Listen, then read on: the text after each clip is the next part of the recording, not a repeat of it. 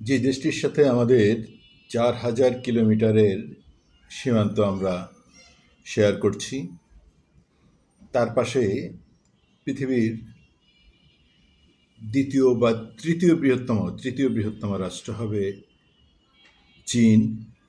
তার পাশে রয়েছে পাকিস্তান, তার পাশে রয়েছে নেপাল, তার পাশে রয়েছে ভুটান, তার পাশেই রয়েছে সমুদ্র সীমায় রয়েছে শ্রীলঙ্কা। এই দেশগুলোর কোনোটির সাথেই শুধুমাত্র 4,000 কিলোমিটার সীমান্ত শেয়ার করা বাংলাদেশ ছাড়া অন্য কোনো দেশের সাথে তাদের সীমান্তে এত গোলাগুলি হয় না, তাদের সীমান্তে এত হত্যাকাণ্ড হয় না। অথচ এই 4,000 কিলোমিটার শেয়ার করা এই বাংলাদেশের সাথেই ভারতের যত যন্ত্রণা, যত অসন্তোষ, আমাদের সীমান্তে এসে তাদেরকে গুলি চালাতে হবে, সব অপরাধীরা যেন বাংলাদেশেরই। আমেরিকার সাথে মেক্সিকোর বর্ডার রয়েছে, আমেরিকার সাথে কানাডার বর্ডার রয়েছে। আচ্ছা, কানাডা আমেরিকার সমান উন্নত রাষ্ট্র বা আরও বেশি উন্নত রাষ্ট্র হতে পারে, আর কানাডার জনসংখ্যা খুবই কম। বাংলাদেশের ঢাকা নারায়ণগঞ্জে যে জনসংখ্যা বসবাস করে, পুরো কানাডা, পৃথিবীর দ্বিতীয় বৃহত্তম রাষ্ট্র কানাডায় অত জনসংখ্যা। ঠিক আছে, সেখানে না হয় হলো না, কিন্তু মেক্সিকোতে তো জনসংখ্যা প্রচুর রয়েছে, এবং মেক্সিকো হচ্ছে অর্থনৈতিকভাবে আমেরিকার চেয়ে অনেক অনেক অনেক পেছনে, মাইলকে মাইল পেছনে পড়া। সেই মেক্সিকো সীমান্তে কয়বার গুলি চলে, কতজন হত্যাকাণ্ডের শিকার হয়। এই হত্যাকাণ্ডের শিকার শুধুমাত্র বাংলাদেশের নাগরিকরাই হচ্ছে। বাংলাদেশ কিন্তু ভারতের কাউকে গুলি করে মারেনি। তারপরও এই ভারতের সাথে আমাদের সম্পর্ক প্রতিবেশী হিসেবে, একসময় আমরা একই ভূখণ্ড ছিলাম। রাজনৈতিক কূটকৌশলের কারণে, ব্রিটেনের রাজনৈতিক, ব্রিটিশদের রাজনৈতিক কূটকৌশলের কারণে, এবং এদেশের অর্থাৎ ভারতের, অবিভক্ত ভারতের রাজনৈতিক নেতাদের অদূরদর্শিতার কারণে তারা এই বিশাল ভূখণ্ডকে 3টি রাষ্ট্রে ভাগ করে দিয়ে গেছে।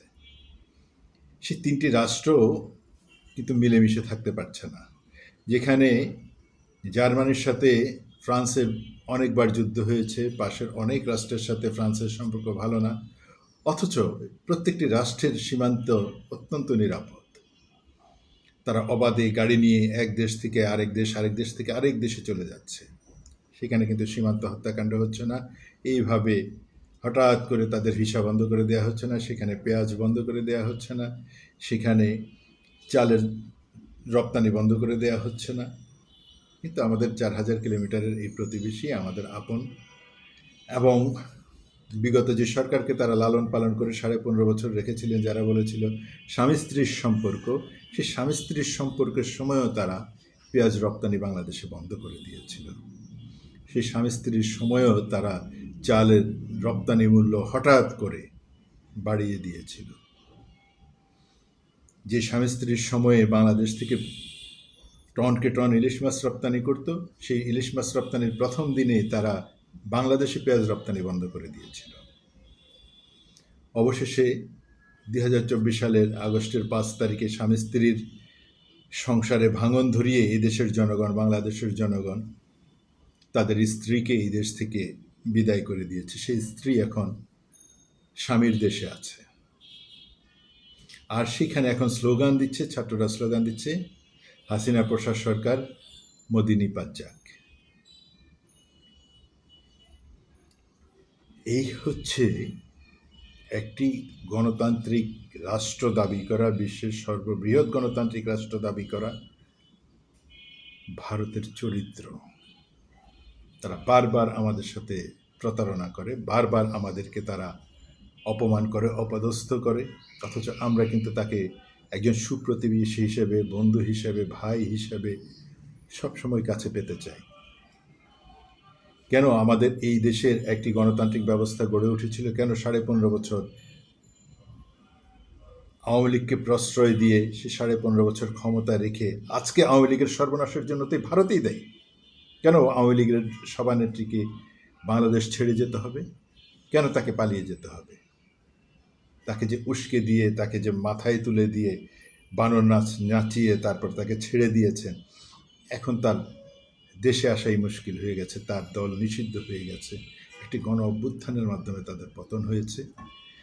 আর ঠিক সেই ২ বছর পরে জুলাই আগস্টেই খোদ ভারতের রাজধানী নয়াদিল্লিতেই লক্ষ লক্ষ ছাত্রছাত্রী আন্দোলন করছে মোদী সরকারের বিরুদ্ধে। সেখানে এই আন্দোলনে কি হবে, সরকার পতন হবে কি না, এটা সরকার পতনের গণ অভ্যুত্থানে পরিণত হবে কিনা আমরা জানি না, এটা নিয়ে আমাদের মাথা ব্যথা নেই। আমরা এখান থেকে এরকম কিছু বলতেও চাচ্ছি না যে এই সরকারের পতন হয়ে যাক, আমরা এগুলো নিয়ে আমাদের মাথা ঘামাচ্ছি না। কিন্তু কথা হচ্ছে, কখনো খারাপ কিছুকে যদি আপনি প্রশ্রয় দেন, খারাপ কিছু যদি অংশীদার হন, সেই খারাপ কিন্তু আপনার বিরুদ্ধেও যাবে। যেই মোদি বা যেই ভারত বাংলাদেশের স্বাধীনতা সার্বভৌমত্বের বিরুদ্ধে, বাংলাদেশের গণতন্ত্রের বিরুদ্ধে বছরের পর বছর ধরে অবস্থান নিয়েছে, তারপরে এই দেশের জনগণ একটি গণ অভ্যুত্থানের মাধ্যমে, রক্তক্ষয়ী গণ অভ্যুত্থানের মাধ্যমে, খোদ জাতিসংঘের হিসাবেই ১৪০০ মানুষের জীবন গেছে।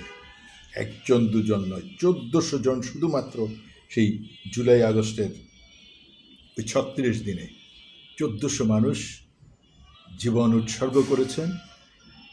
৩০,০০০ মানুষের অঙ্গহানি হয়েছে সরকারের দমন পীড়ন নির্যাতন গুলির আঘাতে। আজকে ২ বছর পরে সেই ভারতেই একটি গণ অভ্যুত্থানের মতো পরিস্থিতি সৃষ্টি হয়েছে। লক্ষ লক্ষ ছাত্রছাত্রী রাস্তায় আন্দোলন করছে এবং সেটি পুরো ভারতব্যাপী ছড়িয়ে যাচ্ছে, ভারতের বড় বড় শহরগুলোতে ছড়িয়ে যাচ্ছে। সেখানের বিরোধী দলীয় নেতারা সেখানে অংশগ্রহণ করছে, সেখানে সাংস্কৃতিক কর্মীরা অংশগ্রহণ করছে, কবি সাহিত্যিকরা অংশগ্রহণ করছে, দেশের বুদ্ধিজীবীরা এই আন্দোলনকে সমর্থন জানাচ্ছে। এই জন্য কখনো খারাপ কিছুকে প্রশ্রয় দিতে হয় না। বাংলাদেশে একটি নির্বাচনী ব্যবস্থা গড়ে উঠেছিল, প্রতি ৫ বছর পর পরে একটি নিরপেক্ষ সরকারের অধীনে নির্বাচন হতো এবং সেখানে বিরোধী দলই জয়ী হতো, সরকারি দল পরাজিত হতো। এটি তো এই দেশের মানুষের গণতান্ত্রিক একটি অধিকারের প্রয়োগ ছিল, চর্চা ছিল, যত ক্ষুদ্রই হোক। আমাদের এখানেও একটি গণতান্ত্রিক কাঠামো গড়ে উঠেছিল। শুধুমাত্র ভারত আওয়ামী লীগকে প্রশ্রয় দিয়ে, তাকে দিয়ে এই ভুল পথে হাঁটিয়ে বাংলাদেশের যেমন সর্বনাশ করেছে, তার চেয়ে বেশি বেশি অনেক বেশি সর্বনাশ করেছে আওয়ামী লীগের। বাংলাদেশের অন্যতম প্রাচীন এই রাজনৈতিক দলটির ইতিহাস ঐতিহ্যকে মাটির সাথে মিশিয়ে দিয়েছে। যে দলের নেতৃত্বে আমরা মানি বা না মানি, স্বাধীনতা আন্দোলন তো এই আওয়ামী লীগই নেতৃত্ব দিয়েছিল। যত তুচ্ছ করেই বলেন না কেন, স্বাধীনতা আন্দোলনে কিন্তু আওয়ামী লীগের নেতৃত্ব দিয়েছিল। সেই দলটির এই ভরাডুবির জন্য এই ভারত দায়ী, বিশেষ করে এই মোদী সরকার দায়ী, এবং আজকে মোদিরও পরাজয়ের পথ ত্বরান্বিত হচ্ছে।